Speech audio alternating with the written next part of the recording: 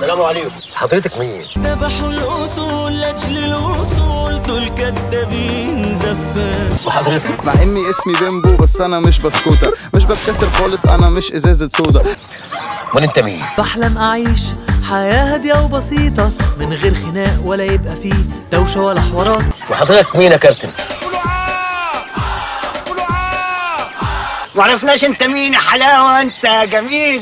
ولابد عن يوم محكوم نضرب فيه المظالم، ابيض على كل مظلوم واسود على كل ظالم.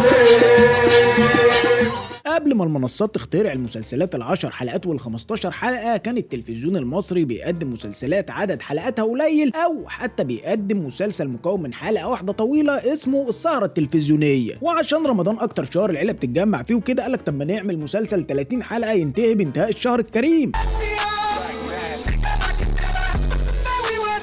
يعني بدل ما العيله متجمعه يلموا بعض ويروحوا يصلوا الايام، ياخدوا بعض ويروحوا يزوروا خالتهم، قال لك لا نعمل لهم مسلسل. المهم يعني ما علينا. ظهرت المسلسلات الرمضانيه المكونه من 30 حلقه، والثمانينات والتسعينات كانوا يعتبروا العصر الذهبي للمسلسلات، وكانت انواع المسلسلات كتيره ومختلفه. يعني هتلاقي عندك الاعمال الدينيه زي محمد رسول الله،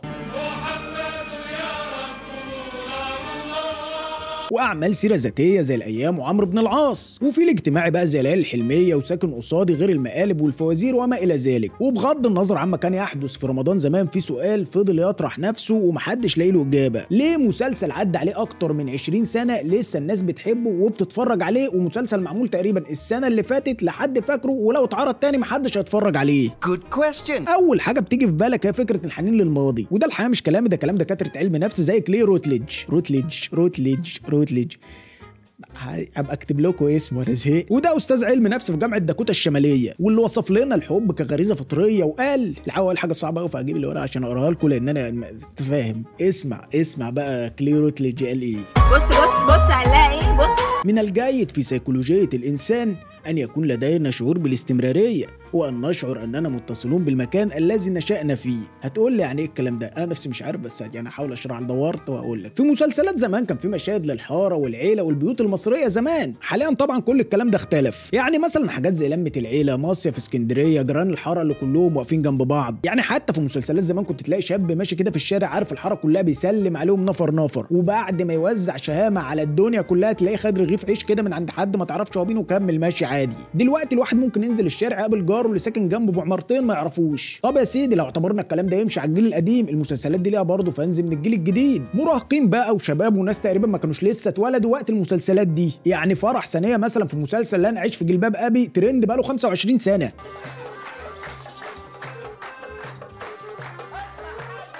طبعا مش هننكر ان في ناس من الجيل الجديد لما اتفرجوا على المسلسلات دي بدأوا ينتقدوا فيها اجتماعيا وطلعوا فيها مشاكل، ويعني بص بهدلوها خالص. تخيل معايا الحاج متولي اتحول من مجرد مسلسل اجتماعي لطيف لانه راجل ظالم ومفتري وظلم ابنه ومراته وعنده دادي ايشوز.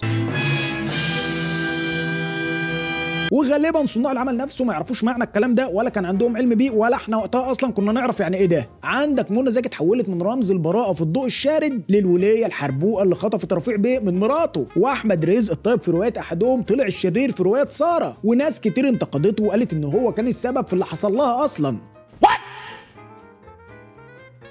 وطبعا افات سمير غانم بقى اسمها تنمر وكلام ولا كنا نسمع عنه ايام السير بيتسو موسيماني. ولكن خلينا متفقين ان تيمات المسلسلات اللي بنعملها من 50 سنه هي نفس تيمات المسلسلات اللي موجوده دلوقتي. يعني عندك مثلا تيمه البطل الشعبي والحاره المصريه. زمان كان في واقعيه اكتر في الكلام عن الحاره المصريه، يعني تشوف مثلا صلاح السعداني في ارابيسك تصدق ان هو فعلا وسطى في حاره شعبيه سواء من لبسه او من كلامه او من اي حاجه. تخيل بقى استاذ صلاح السعداني راح عمل 6 باكس وفورمه بيج رامي وقعد يتكلم بقافيه ووزن طول المسلسل. انا مش عارف مين اقنع الممثلين ان الناس في الحاره بيتكلموا بوزن وقافيه وعايشين حياتهم بالعافيه. عافيه والله حلوه، ده انا ممكن امثل مع مصطفى شعبان السيزون الجاي. وبرضه ما تفهمش يعني تلاقي واحد في حاره شعبيه وعامل هوليوود سمايل والمجاميع اللي واقفين وراه كلهم لبنانيين، مع اعتذاري طبعا الاستاذ عمرو سعد، يعني ما يقصدش حاجه، بس يعني انتوا لو بتصوروا في عشوائيات الجونه مش هيبقى بالمنظر ده. خد عندك بقى الصعايده، يعني دي حكايه بقى لوحدها. زمان الصعايده تقدموا لنا من خلال فنانين زي ممدوح عبد العليم والفنان احمد عبد العزيز والقدير عبد الله غيث ربنا يرحمه. ليكم عندي ميلامين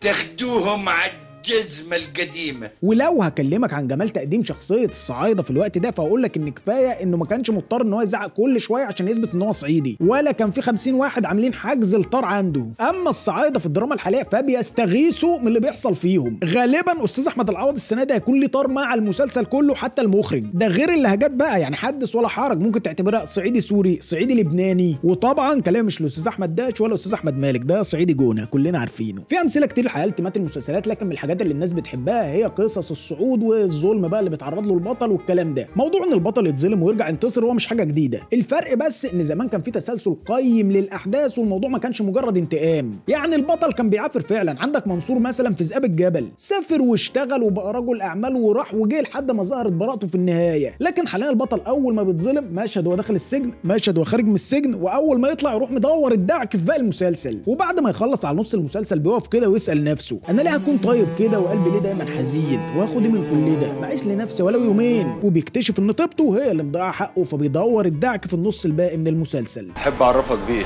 اسمه ناصر الدسوقي. من الحاجات المهمه برضو ان فريق العمل في مسلسلات زمان كانوا ممثلين كوميدي وكده ولا ايه؟ والقصد بممثلين هنا ان هم كانوا خريجين معاهد التمثيل او كانوا ممثلين مسرحيين تقال، فكنت تلاقي حتى في الادوار الثانويه المسانده للبطل ناس زي مثلا عبد الله غيث، حمدي غيث، احمد ماهر، عبد الرحمن ابو زهره، ناس تقال جدا. اما معظم اللي بيقدموا الادوار دي دلوقتي في موهبتهم جايه من فولورز على التيك توك، او المخرج بيتزنق في ممثلين فالنجم بقى بيشوف ايه مين عنده في البيت فاضي ما نزلش مشاوير النهارده يجي يعمل الدور. وانتشرت ظاهره ابناء الفنانين وزوجات المخرجين وابن الست نوال اللي بتساعد الفنانين في تنظيف البيت، فبقى قليل قوي لما بتظهر موهبه على الساحه وتفرض نفسها وتقدر تمثل، لدرجه ان بقى عندك فنانين كتير ومواهب كتير مش واخده حقها زي الفنان روماني منير والفنان تامر الجيار. يلا يا اختشي انزل يا متدلع. وفي الاخر خليك عارف انها مجرد اذواق، في ناس ممكن تحب حاجه قديمه، ناس ممكن تحب حاجه جديده، ولكن خليك واثق من حاجه واحده بس، مفيش حد بعد 20 سنه هيجي يتفرج على كلاسيكيات ياسمين صبري او ريهام حجاج. وطبعا ما تنساش قبل ما تخرج تعمل لنا لايك وشير وسبسكرايب على اليوتيوب، واشوفكم في حلقه تانية. سلام.